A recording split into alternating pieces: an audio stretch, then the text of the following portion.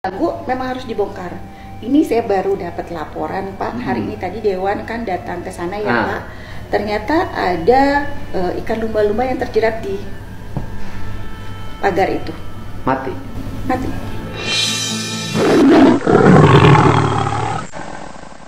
Like, subscribe, pijit loncengnya serta komentarnya. Go! Ini kita bicara tentang pagar laut di Kabupaten Bekasi. Nah, ini ada pegawai Pemda Provinsi Jawa Barat. Ibu jabatannya apa? Kepala Bidang Kelautan, Pak. Kepala Bidang Kelautan. Apa sih pandangan Ibu mengenai pemagaran laut itu? Peruntukannya untuk apa sih wilayah itu sebenarnya? Untuk wilayah di Tarumajaya, jadi untuk pesisir di situ itu sebenarnya untuk zona energi karena di situ ada PLTU. Oh, ada zona energi. Berarti ada wilayah di situ yang tidak boleh dibuat aktivitas apapun. Iya, sebenarnya kecuali untuk kepentingan energi. Betul. Dan nelayan. Nelayan lewat saja. Ya, kalau nelayan lewat bukan ngegali ke bawah. Di situ ada dua, Pak, sebenarnya zona energi dan zona pelabuhan. Oke, zona pelabuhan. Nah, zona pelabuhan itu adalah nanti untuk perluasan dari Tanjung Priok, Pak. Jadi perluasan Tanjung Priok itu sampai ke Tarumajaya. Oh, Pak, di situ termasuk daerah pelabuhan. Perusahaan yang akan berinvestasi di situ PT apa sih? Banyak perusahaan, Pak. Salah satunya memang Tunas Ruang gitu, Pak. Banyak perusahaan. Tunas Ruang. Iya. Yang kemudian bikin pagar laut itu. Betul. Oke. Nah, kemudian untuk apa pagar laut dibuat itu? Saya tidak sampai ke sana ya, Pak, karena komunikasi kami memang terputus ya, apakah pagar laut itu dibuat untuk apa, tapi menurut masyarakat untuk alur pelayaran dan masyarakat tidak mengetahui. Oh, jadi, untuk alur yang berlayar ini siapa? Jadi kalau melihat rencana kegiatannya, beliau mau membuat alur yang seperti pakai apa ya? Kanal ya, Pak. Oh, kanal sampai ke laut lepas. Nah, gitu. dari sisi regulasi diperbolehkan nggak? Itu harus dikaji dulu, Pak, karena merubah arus laut ya, Pak. Ada sedimentasi nanti. Itu perlu kajian dulu, Pak, sebenarnya. Oke. Izin membuat, memasang, memancang bambu-bambu itu harus ada izin. Betul, ada izin, Pak. Izinnya harus dari mana? Kementerian Kelautan Perikanan. Kementerian Kelautan Perikanan, dan Kementerian Kelautan Perikanan menyatakan saya tidak memberikan izin. Amin. Kan seperti itu. Betul. Kemudian adalah argumentasi aspek bahwa itu kerjasama, gitu loh. Kerjasama antara perusahaan dengan Dinas Kelautan. Oke. Dalam pandangan Ibu, diperbolehkankah ada investasi di situ? Boleh, Pak. Investasi boleh, tapi sesuai aturan. Gitu. Yang sesuai aturan seperti apa?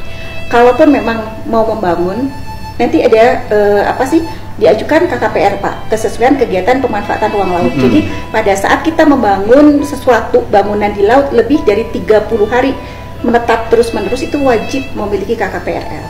KKPRL-nya sudah ada belum perusahaan itu? Belum, Pak. Belum. KKPRL dikeluarkan dari mana? Dari pengajuan melalui OSS ke Kementerian Kelautan Perikanan, nanti kita akan ada seperti VERTEK ya, Pak, verifikasi teknis. Apakah perjanjian kerjasama menjadi melegalkan sebuah aktivitas pembangunan tanpa izin? Jadi walaupun ada perjanjian kerjasama, bisa dikatakan bahwa bangunan itu ilegal? Ya, karena materi isi perjanjian kerjasama itu tidak sampai ke sana. Materi perjanjian kerjasama itu hanya untuk apa yang Ibu tahu? Hanya untuk pembangunan di wilayah darat, sedangkan untuk bagian ke arah laut, walaupun betul pelabuhan perlu sarana penunjang, itu akan dilakukan sesuai ketentuan peraturan perundang-undangan, Pak. Jadi perjanjian kerjasama itu adalah perjanjian kerjasama apa yang Ibu tahu? Hanya sebatas untuk penataan TPI di arah darat.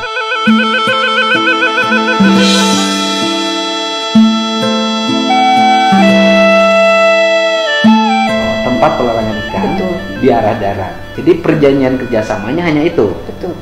Gitu. Artinya perjanjian kerjasama itu tidak menggugurkan kewajiban bagi perusahaan untuk menempuh prosedur izin. Iya, betul. Apakah bangunan itu harus dibongkar? Kalau memang itu mengganggu, Pak, kan nanti ada kajian sebenarnya, Pak, ya. Kalau itu mengganggu, memang harus dibongkar. Ini saya baru dapat laporan, Pak. Hari ini tadi Dewan kan datang ke sana ya, Pak. Ternyata ada ikan lumba-lumba yang terjerat di pagar itu. Mati. Mati.